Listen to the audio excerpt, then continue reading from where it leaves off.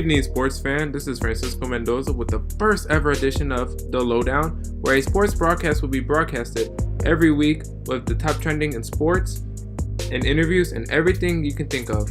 Today is a great episode because not only is its first, but it's also one you'll never forget.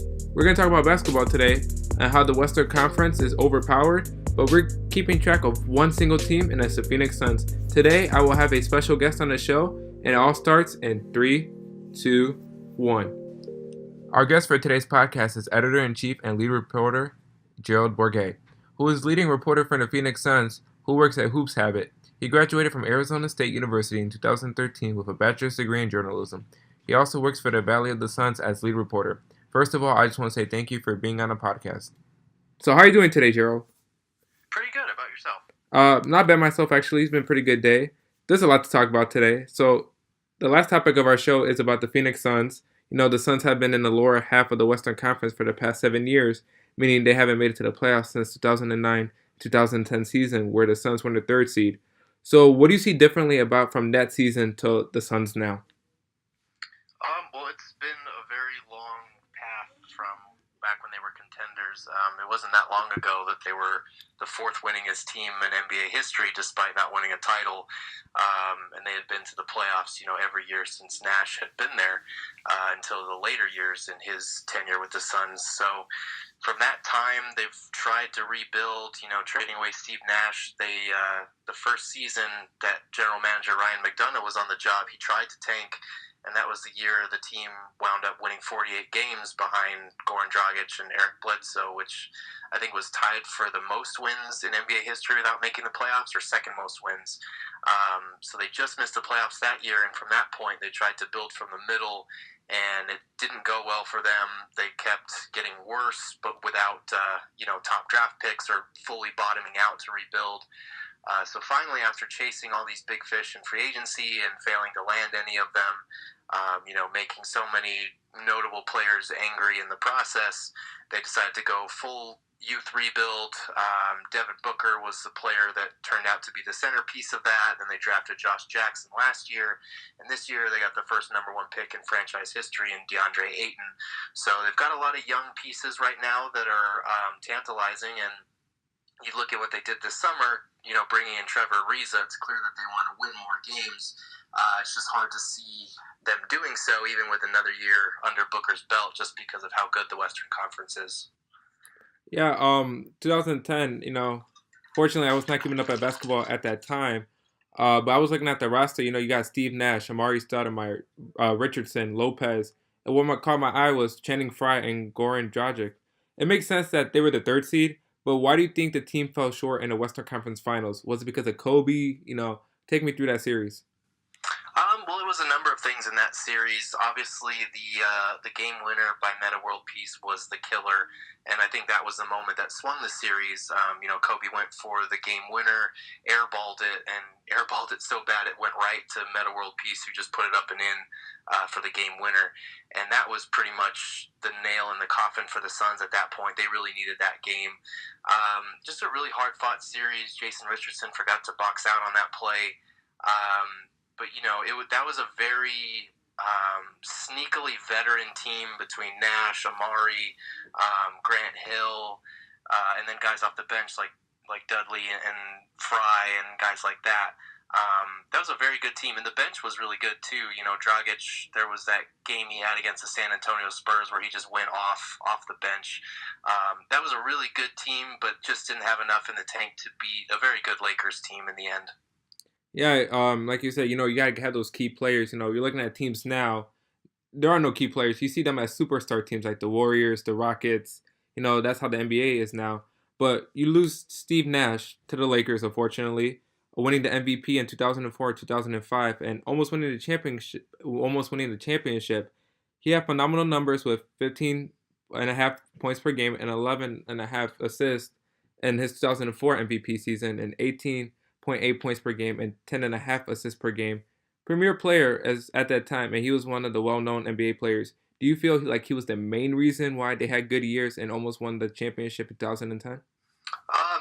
He's definitely the centerpiece of anything that the Suns have done since 2000, pretty much. his MVP years were incredible. He led the Suns to somewhere where, they hadn't been. They weren't in that contender conversation. They weren't winning around 60 games before, the last time was Charles Barkley before him. So he was the centerpiece of all that. And then, that was kind of their last hurrah with Amari before he left. So that pick and roll combo, it was the deadliest pick and roll combo the league had seen since, John Stockton and Karl Malone, and possibly has seen ever since then. Nash was obviously the centerpiece, but there were a lot of good auxiliary pieces around them, a lot of good shooters. Mike D'Antoni wasn't there anymore, but Alvin Gentry, did his best to put a very good, fast-paced offense around Steve Nash, played to the team's strengths, and, they fell just a little bit short of the conference or of the NBA Finals, but 3 conference finals appearances in Nash's tenure, it's pretty clear he did something right. Yeah, like you said, Alvin Gentry was actually there in 2010 when they made it to the Western Conference Finals. But unfortunately, ever since then, they've had 6 different head coaches. What do you think is the reason for these coaches having short-term time frames with the team? Well, the simple truth is a lot of them just haven't been good. You could talk about Lindsey Hunter. You could talk about Earl Watson, who was fired 3 games into their last season. You could talk about interim Jay Triano having to take over. A lot of these coaches have taken over tough positions. Some of them haven't been good. Some of them have been put in a tough spot where it's hard to succeed.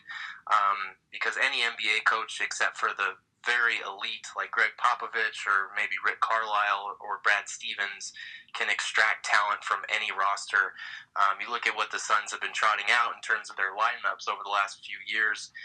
It'd be hard for even those guys to get something out of these teams. So there's been a lot of turnover. There's been a lot of organizational turnover. There's been a lot of roster turnover. The Suns just haven't been a very stable franchise for about 8 years now, than the last time they made the playoffs. But hopefully they're on the right track again now that they have a franchise cornerstone to build around. They have a number 1 pick to build around, some talented young players, and a coach who is renowned for his player development as an assistant with several coaches and for his work with Team Slovenia overseas as well. So hopefully they're adding a little bit more stability, but as far as why they've gone through so many coaches, it just hasn't been a very stable situation.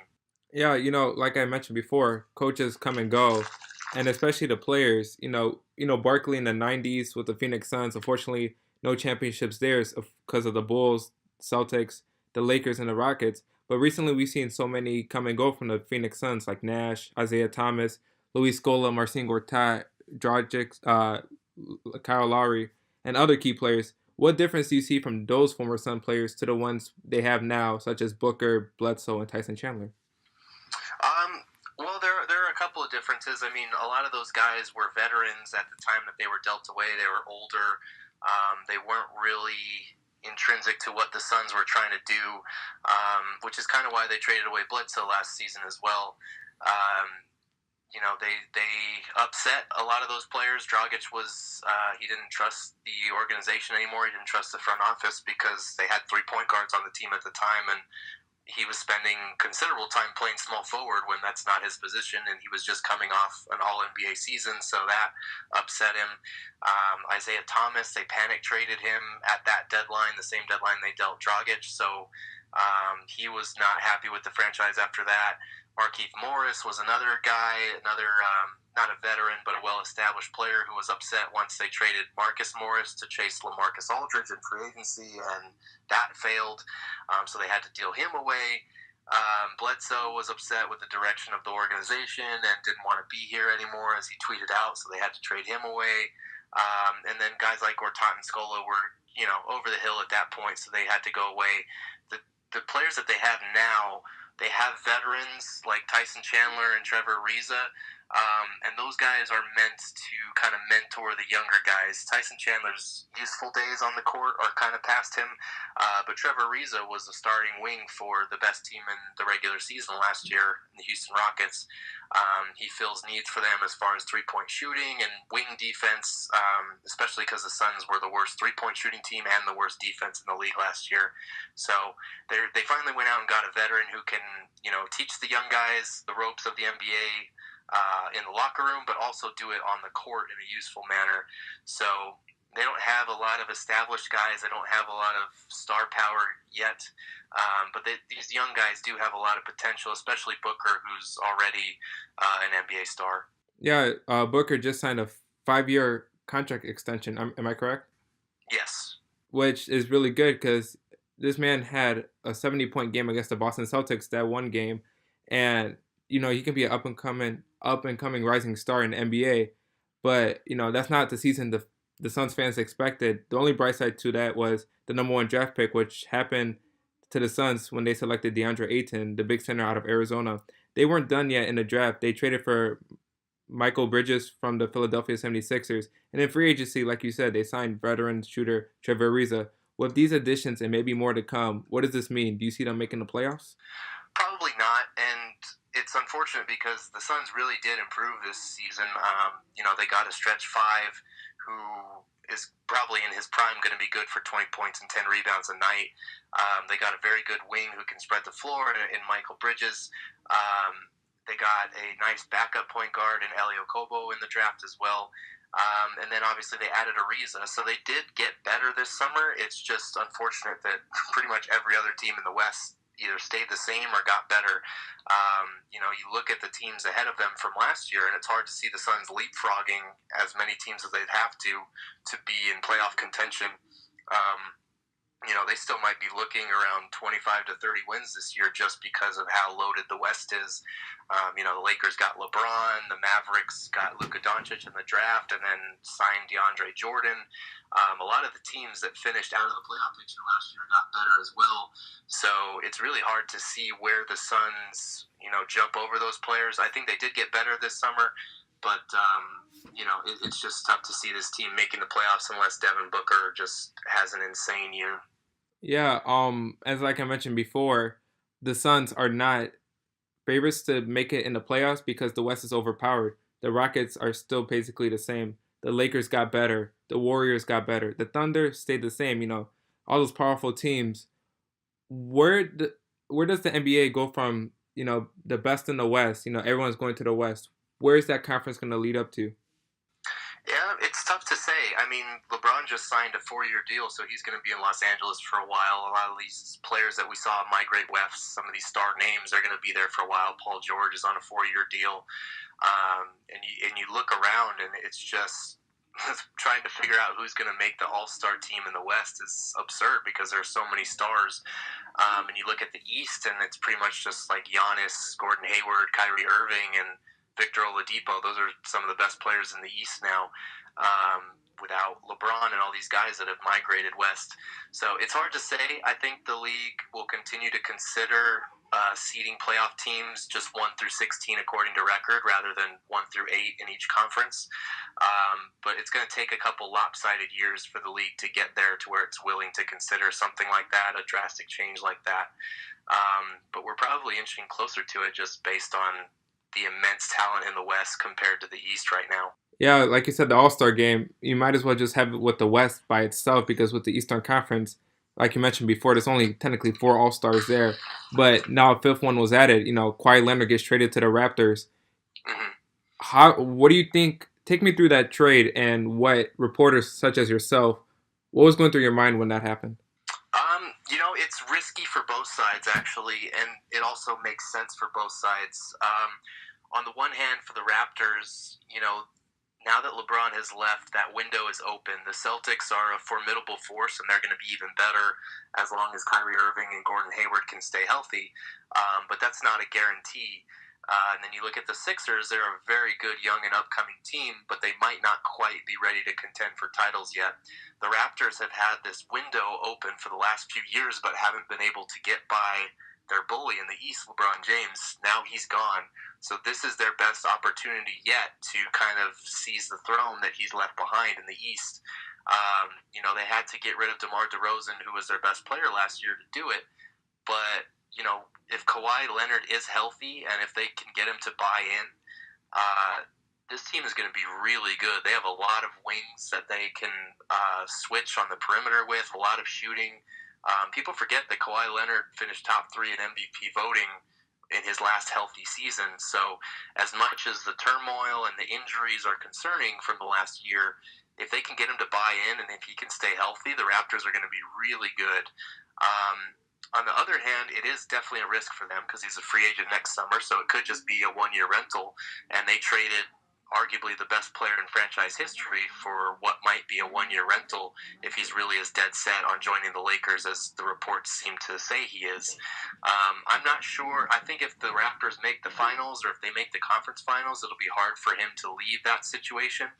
But, we have to see. The Lakers have LeBron now, so that's definitely going to be a good recruiting tool. And the Clippers they're going to be able to free up cap space next summer, so they're going to be coming after Kawhi as well. And then on the Spurs side of things, I think they did about as well as you could given the circumstances. They have no leverage because everybody knew Kawhi wanted out and that he could be a one-year rental because he loved the Lakers so much. I think they should have gone more towards a rebuild package. They got DeMar DeRozan, who's very good, but he's on the contracts for 2 more years, and then he's off the books. And the only young player they got was Jakob Poeltl, and the only draft pick they got was top 20 protected. So there's a chance it's just going to turn into 2 second-rounders as long as the Raptors finish with a top 10 record, which it seems like they're going to do. So I don't think the Spurs really got the package they should have gone for. It makes sense that Greg Popovich doesn't want to rebuild and wants a package that can help them stay competitive now. But, DeMar DeRozan and LaMarcus Aldridge both operate in the mid-range. They don't really shoot threes. And the Spurs were a bottom 5 3-point shooting team in pretty much every category last year. So it's hard to see how the spacing is going to work. I'm sure Pop will figure it out, and this team is probably still going to win around 50 games and make the playoffs. But if there were ever time for a rebuild with Duncan retired, Tony Parker leaving, Kawhi Leonard asking for a trade to get out of there, it kind of seemed like this was the time to do it, and I'm not sure that they got the package they should have gone for there. Yeah, so overpower West, not that good of an East. Who do you think is going to make it to the NBA Finals? I think it'll probably be a Warriors-Celtics showdown is what we wind up seeing. Unless the injury bug just completely takes the Celtics over. And it would have to take a lot because, they were 1 game away from making the finals without Kyrie Irving, without Gordon Hayward, and with LeBron still in the East. Without LeBron in the East, it's hard to see anyone stopping the Celtics in that conference unless everything clicks for the Raptors and Kawhi Leonard is 100% healthy. And then in the West, the Rockets kind of got worse this summer, in my opinion. They lost Trevor Ariza, they lost Luc Mbah-a-Moute, and those were 2 crucial defenders and 3-point shooters for them. And I'm not sure that they did well to replace them with guys like James Ennis and Michael Carter-Williams. So I think the Rockets got further away from the Warriors. I don't think the Lakers are experienced enough or talented enough to compete with the Dubs. And pretty much everyone else is still a step behind. Whether or not Boogie plays for them, like DeMarcus Cousins could make them even better than they already were, or he could just sit on the bench, and either way they'll probably still win another title next year. But I would say Warriors Celtics in the finals next year. Now you said that the Rockets got worse. So do you think Carmelo is going to go to the Rockets? Yeah, he's set to clear waivers today, and then he's going to sign with the Rockets. I think he's going to be better there than people give him credit for, but in a series against the Warriors, his defense is going to be a major problem. He does resort to iso ball in the playoffs a lot, and as much as Chris Paul and James Harden are going to make his life easier and set him up with a lot of good 3-point looks, I'm not sure he's still a starter at this stage in his career. I think he'd be better off as a 6th man, but he's too proud, and he still thinks he's a starter in this league, so I don't think this fit is going to be ideal. I think it'll be better than the disaster some people are saying it's going to be, especially after he had a bad season with the Thunder last year. But I don't see him as the piece that puts the Rockets over the top in a series against the Dubs. Okay, I think that's enough about basketball. I do have several personal questions, if that's okay with you. Sure. Okay, so what made you choose this career? Was it a personal choice, or did a person or team influence you to go into the field? Well, actually, it was a combination of things. I've grown up playing basketball since I could barely walk, so I grew up with a love of the game, and I played all throughout high school. And then when I realized I wasn't big or talented enough to make it in the NBA myself, I decided to write about it instead. I figured that was the next best thing. I had a great English teacher in high school that really kind of coaxed my love of writing out of me. And at the time, in my high school days, that was when the Nash Suns were really taking off. And they were, a state over. I grew up in Albuquerque, New Mexico, so they were kind of a popular team to watch in the area. So I grew up watching, Steve Nash right around the time I was starting to write more, and it all just kind of clicked once I went to college at ASU out here. So it was a combination of things, but sort of everything just kind of fell into place with my love for watching NBA basketball. Okay, so I'm a young adult going into the field. I just got 4 years of college and I'm in. What would you tell young adults like myself about pursuing this career? You've definitely got to be willing to put in the work for it. It's not easy. There will be late nights, and it is an adjustment process because, growing up, when you watch the game, that's your relaxation time. That's your personal enjoyment. That's when you're hanging out with friends and just enjoying the game. Once you get into this industry, you realize that when the game is on, that's work time. That's when you're writing notes, and you're going to be staying up after the game to write stories, recaps, whatever it is you're working on, which is kind of an adjustment process because when the game turns from a hobby or just a leisure activity in your spare time to your job, it kind of takes on a different role in your life a little bit, and there is an adjustment to that. It is hard to make it in this industry. You've definitely got to put a ton of work in. For my first couple of years for the site that I write for now, I was paid based on my page views, and I had to write a lot after I decided to pursue it full time to be able to make it work financially. There aren't a lot of opportunities in this industry. Unfortunately, newspapers and that kind of thing, it's a dying industry, but you have to be creative and figure out ways to stay relevant in this landscape. So if you really love what you do, it's definitely worth it, but it definitely won't come easy. Okay, and I know this last question is going to be a tough one. If you didn't go into being a reporter for the Phoenix Suns, is there another career you would have chosen? That's a good question. Maybe I've always I'm a big fan of music and rock music. So growing up, it was either playing sports or learning how to play the guitar or something like that. So if I couldn't be a writer, I would probably go back and try to learn the guitar and be in a band or something like that. But definitely not typical career paths for me either way there. I would like to say thank you to Gerald Bourget for your time. If you're a Phoenix Suns fan, read Gerald's articles at www.hoopshabit.com. He not only covers the Suns, he also covers NBA topics such as what's going on in NBA free agency. Check him out. There will be links below to his website and his social media. Thank you once again. This has been the Lowdown with your host Francisco Mendoza. Stay tuned next week.